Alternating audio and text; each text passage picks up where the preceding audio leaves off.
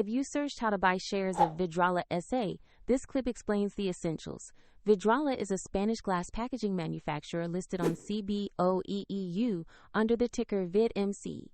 This content is educational only and not financial advice. To buy the shares, you need a brokerage account, and I will use eToro as a neutral example to show the steps. After signing up, you will need to verify the account with an ID and add funds before buying. Use the platform's search bar and type the ticker VID.MC to find Vidrala shares. Select the matching CBOE EU listing to open the correct stock page. On the stock page, review basic company information and the price chart to confirm this is Vidrala S.A. Check the exchange label and ticker to ensure it is the correct CBOE EU listing. Click Invest, enter the amount you want to purchase, review the order details including any fees, and confirm when ready.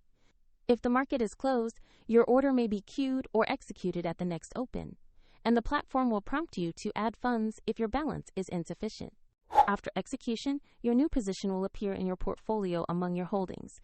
For convenience, the eToro link is available in the description below.